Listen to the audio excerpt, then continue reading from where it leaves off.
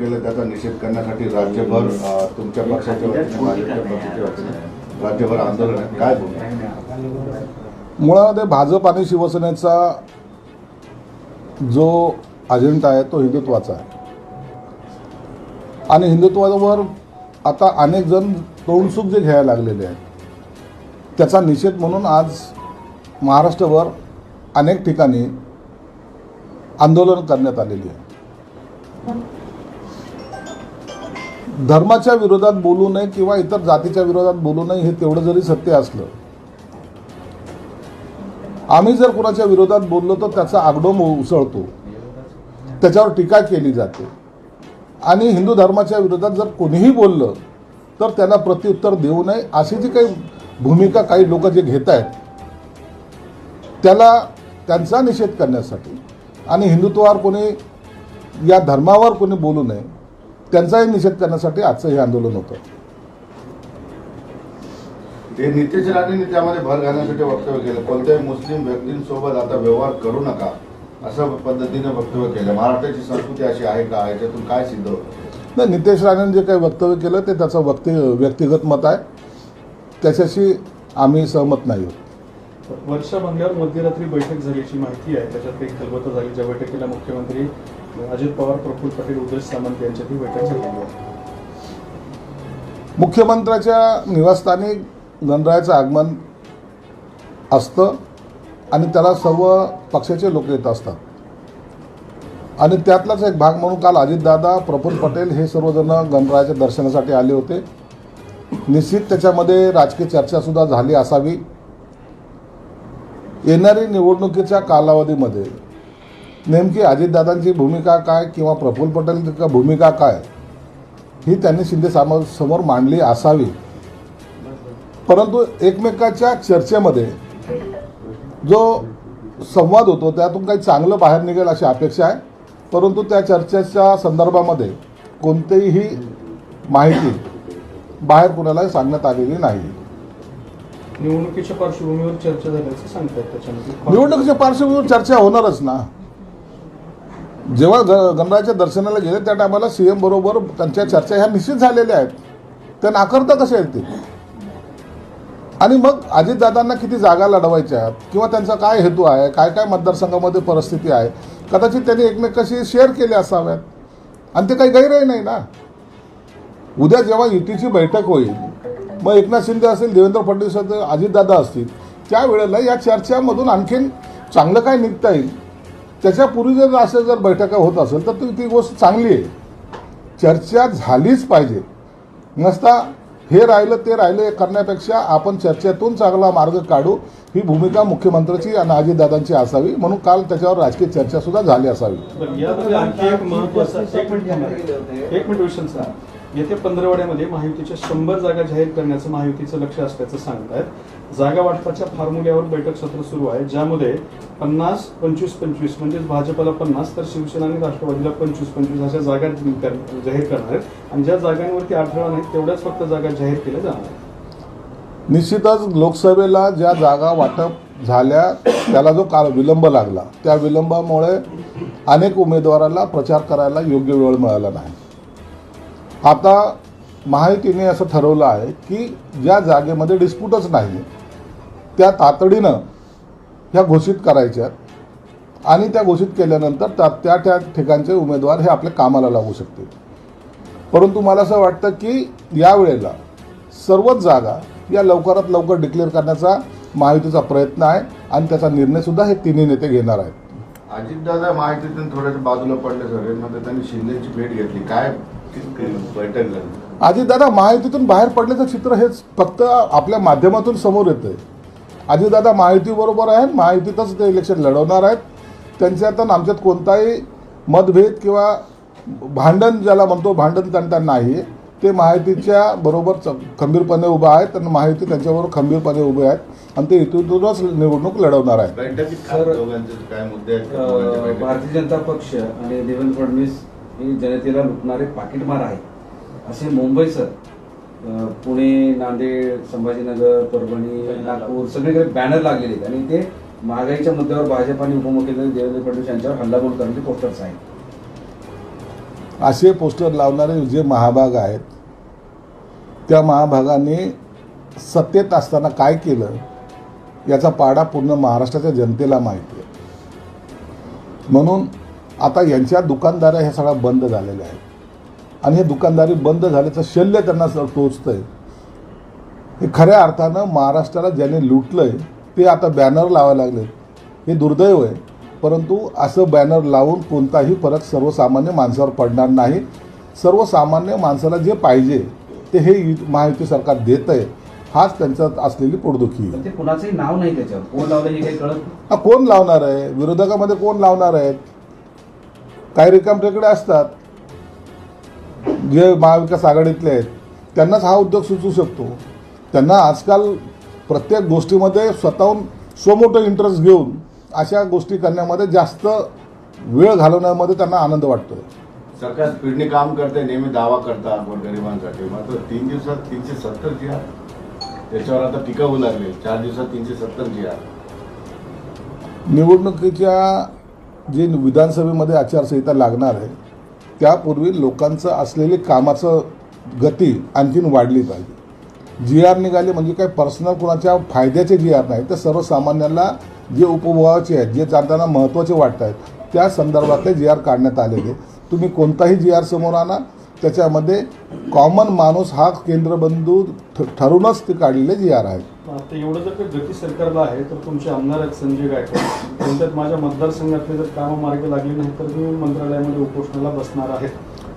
संजय गायकवाडने जे स्टेटमेंट केले ते असं केलेलं आहे की मंत्रालयातील अधिकारी जर त्याला गती देत नसेल तर मी त्या ठिकाणी उपोषणाला किंवा धरणे आंदोलन बसणार आहे.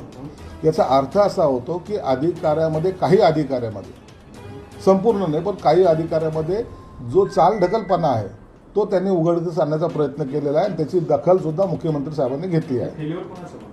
फेल्युअर नाही, पण असा एखादा अधिकारी असतो, सर्वच अधिकारी एवढे गतीने काम करायला लागले तर महाराष्ट्र आपलं कुठंच्या कुठं जाईल. परंतु एखादा अधिकारी असतो आणि त्याच्या विरोधात त्यांचं हे आंदोलन आहे, त्याची दखल मुख्यमंत्र्यांनी घेतली. महाराष्ट्राच्या गतीला खीळ बसली. काही अधिकारी असतात, जसे राजकारणात असतात तसं कर्मचाऱ्यामध्ये सुद्धा असतात. सर्व चांगले आणि सर्वच वाईट असं मी म्हणत नाही. तुम्ही जर महाराष्ट्र कुठच्या कुठे गेला असता म्हणजे तो तिथे गेलेला म्हणजे अर्थ महाराष्ट्राच्या विकासाला असा खीळ बसली. नाही, तसं तुम्ही आता गैर अर्थ काढू नका की मी सगळे कर्मचारी माझ्या अंगावर येतील आणि मग मी त्या अधिकाऱ्याच्या विरोधात काहीतरी बोलतोय, असं काही चुकीचं तुम्ही स्टेटमेंट करू नका. काही अधिकारी काम करत नाही हे सगळ्या अधिकाऱ्यांना माहिती आहे. भंडाऱ्यामध्ये सध्या पूरस्थिती आहे, पूरस्थितीमध्ये लोक त्रस्त झाले, तर तिथले खासदार प्रशांत पडोळे हे पुराच्या पाण्यात स्टंट करतायत, रील काढतायत. खासदारांनी असं करायला नको होतं. जेव्हा पूर परिस्थिती असते त्या टायमाला मदतीचा हेतू आपला असला पाहिजे, पण अशा टायमाला रील काढली आणि त्यांनी त्याची माफी मागितलेली. म्हणून आता विषय तिथं संपलेला बरा, परंतु चुकूनही अशी रील काढून ह्या स्टंटबाजी आपल्याला परवडणारे नाहीत. लोकसभा सचिवालयाने नामाचं जो हे केलेलं असेल तुमच्या कार्यालयाच्या, त्याच्यामध्ये शिवसेना शिंदे गट असं नामकरण आलं. म्हणजे प्युअर कट शिवसेना जे का नाव वापरतात त्याला तुम्हाला शिंदे गट लावावं लागेल. तुम्ही शिवसेनेवर दावा करताय. नुसतं शिवसेना शिंदे गट करण्याबरोबरच राष्ट्रवादीला जे कार्यालय दिलं तर त्यात शरद पवारच्या गटाला सुद्धा, उबाटाला सुद्धा त्याने ते उबाटा गट असं केलेलं आहे, उद्धव ठाकरे गट असं केलेलं आहे. कन्फ्युजन वाढवलं. या संदर्भामध्ये आमचे मंत्री आणि गटनेते श्रीकांत शिंदे हे स्वतः लोकसभेच्या अध्यक्षाला भेटून त्या संदर्भामध्ये त्यांना त्या सूचना करणार आहेत की आम्हाला अधिकृत मान्यता असल्यामुळे शिवसेना शिंदे गट नाही तर शिवसेना हाच शब्द ठेवावा, ही मागणीसुद्धा ते लोकसभेच्या अध्यक्षाला म्हणून करणार आहे. दुसरा मुद्दा आहे की भाजपच्या मंत्र्यांच्या प्रकल्पाला अजितदादांनी ब्रेक लावला आहे. लोणावळ्यातल्या कारला इथं एक चाणक्य एक्सलन्स सेंटरची निविदा अजित पवारांकडून रद्द करण्यात आली आहे. मंगल प्रभात लोढा यांच्या संकल्पनेतून नेतृत्व प्रकल्प साकारला जात होता.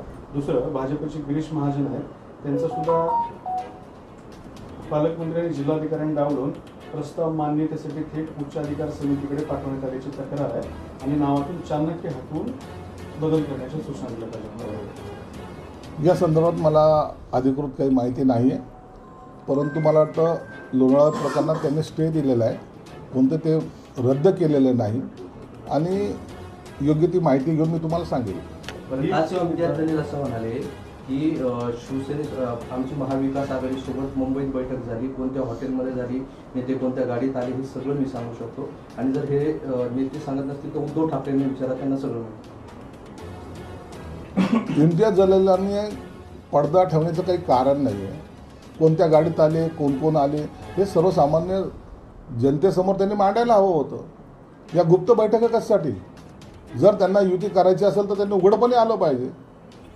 परंतु हा जो डाव आहे, हा डाव मुस्लिम मताचं कसं त्यांना खेळवायचं, मुस्लिम समाजाला कसं वेठी धरायचं, यासाठी झालेली ती बैठक आहे. लोकसभेला याच प्रकारे प्रकाश आंबेडकर साहेबांना उद्धव गटाने असं जवळ करून प्रेस वगैरे घेऊन सर्व केलं होतं आणि ऐन वेळेला त्यांना बाजूला सारलं होतं. तीच पद्धत MIM बरोबर करायचा सुद्धा उद्धव गटाचा डाव आहे. ते बोलतील आणि नंतर ऐन वेळेला तुम हमको मदत करो.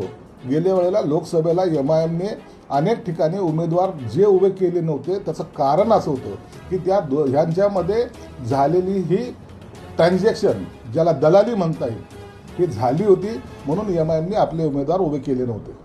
दुसरा एक मुद्दा आहे बीप वरून सुरू झालेला आहे. इम्तियाज जलील काल असं म्हणाले की राऊत, बावनकुळे आणि शिरसाटही बीप खात असतात. त्याचबरोबर ते म्हणाले की नेते बीप खातात आणि कार्यकर्त्यांना भडकवतात, दरवाजा बंद करून बीप खातात, बाकी सगळं नाटक करतात. इम्तियाज जलीलांना कोण काय खातं याची इतकी इत्तंभूत माहिती ठेवण्याची गरज नाही. तुम्ही काय करतात हे आम्हाला उघड करायला लावू नका. आम्ही काय खातो काय नाही खातो हा आमचा प्रश्न आहे आणि त्याच्यावर तुम्हाला भाष्य करण्याचा कोणताही अधिकार नाही. परंतु तुम्ही कुठं कुठं गुडघे टेकता याची जर माहिती आम्ही सर्वांना दिली तर ते तुम्हाला महागात पडेल. मराठा आरक्षणावरती आज हायकोर्टामध्ये सुनावणी आहे. ओबीसीतून आरक्षणाच्या मुद्द्यावर हायकोर्टाने काही प्रश्न उपस्थित केले. राज्य सरकार मागासवर्ग आयोगाशी सल्लामसलतीशिवाय ओबीसी यादी बनवू शकत नाही असं हायकोर्टाचं म्हणणं आहे. ओबीसी समाजासाठी वैधानिक आयोग स्थापन करणं बंधनकारक असल्याचं सुद्धा मत नोंदवलं आणि त्या अनुषंगानं सुनावणी. हे सर्व बाबी ज्या मागच्या वेळेला मराठा समाजाला मिळालेलं आरक्षण ज्या कारणास्तव रद्द करण्यात आलं होतं, त्या सगळ्या बाबी विचारात घेऊनच आम्ही मागासवर्गीय आयोग असेल किंवा शिंदे समिती असेल ही त्यासाठी नेमलेली आहे. आणि सर्व आढावा मराठा समाज मागास कसा आहे या संदर्भामध्ये आढावा घेण्यासाठी जवळपास 3.5 लाख कर्मचारी घरोघर जाऊन त्याचा सर्वे करत आहेत. तो यासाठीच करत होते की उद्या सुप्रीम कोर्टामध्ये जेव्हा सुनावणी होईल त्या टायमाला कायदेशीर प्रक्रिया आम्ही पूर्ण केलेली आहे हे आम्हाला कोर्टाला सांगता येईल. म्हणून ते सगळं प्रक्रियेला जो काही वेळ लागला होता, काही लोकांना वाटत होतं 2 दिवसातच त्यांनी प्रक्रिया पूर्ण केली पाहिजे होती आणि ते ताबडतोबीने काहीतरी घोषणा केली पाहिजे होती. परंतु ते न करता कायद्याच्या चौकटीत बसवताना ज्या अडचणी येतील भविष्यात त्या बाजूला सारण्यासाठी हे सर्व शिंदे समिती असेल, मागासवर्गीय आयोग असेल, याचं गठन करून ते सर्व करण्यात आला. आणि म्हणून सुप्रीम कोर्टामध्ये सुद्धा आता जे मराठा समाजाला 10% आरक्षण दिले ते टिकावं ही आमची भूमिका आहे. बीफ कटलेटवरून संजय राऊत यांच्या विरोधात विश्व हिंदू परिषद आक्रमण झाले आहे. बीफ कटलेटचा पुरावा द्या, नाहीतर संजय राऊत विरोधात FIR दाखल करण्याचं म्हणणं आहे. अहो, त्या लाहोरीच्या हॉटेलच्या मालकाने इतिहासात पहिल्यांदा एखादा इतका मोठा 1001 कोटीचा अब्रू नुकसानचा दावा दाखल करतात. आणि हा जो काही खोटं बोलतो ना, पण रेटून बोलतो. मला एक सांगा, हॉटेलमध्ये जेवल्याचं बिल गाडीच्या सीटवर कोणी पाडतं का? हा मूर्खपणाचा कळस. काहीतरी फेकायचं, काहीतरी खोटं बोलायचं. आता बावनकुळेचा मुलगा आहे, ते हॉटेलचं बिल घेऊन खिशात घेऊन फिरतोय, त्याला काय दुसरीकडून वापस घ्यायचे होते का ते पैसे? परंतु हे सांगायचं, लोकांची दिशाभूल करायची.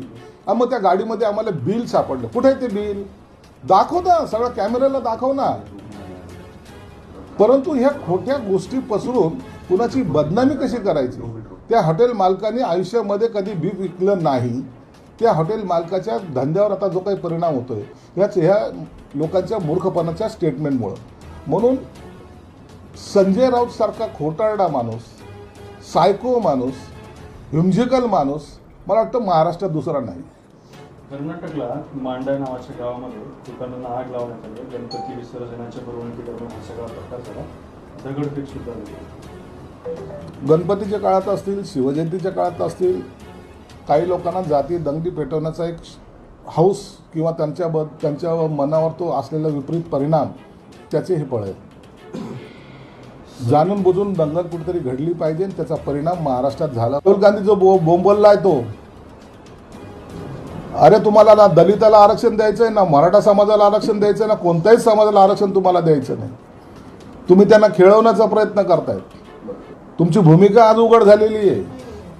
तुम्ही दलित विरोधी आहात, तुम्ही घटनेच्या विरोधात आहात. आंबेडकरांची घटना तुम्हाला मान्य नाही ते तुम्ही परदेशात जाऊन सांगतायत. म्हणून राऊतने आता जाऊन ते परदेशातून आल्यानंतर राऊतने जाऊन त्याचा सत्कार करावा, त्यांना पुष्पगुच्छ द्या, त्याचा सत्कार करा, गळ्यात गळा घाला आणि सामन्याला फोटो छापून आणा. याच मुद्द्यावरून आमदार प्रसाद लाड असं म्हणतायत की मनोज जरांगे यांनी पत्रकार परिषद घेऊन आरक्षणाबद्दल राहुल गांधींना प्रश्न विचारणार का? प्रसाद लाड काय बोललाय त्याच्यावर मी उत्तर देणार नाही. आमची भूमिका स्पष्ट आहे. शिवसेनेने किंवा एकनाथ शिंदे साहेबांनी जे काही शब्द दिला होता शिवाजी महाराजांच्या साक्षीने ते आरक्षण देण्याचा आम्ही प्रयत्न करतोय. काही अंशी आम्ही निश्चित त्याच्यामध्ये यशस्वी झालेलो आहोत. म्हणून कुणबीचे सर्टिफिकेट अनेकांना, लाखोने करोडो लोकांना मिळालेले आहेत. 10% आरक्षण मिळालेलं आहे आणि पुढेही त्यांना आरक्षण कसं द्यायचं हे शिंदेसाहेब त्यासाठी प्रयत्नशील आहेत. ओके.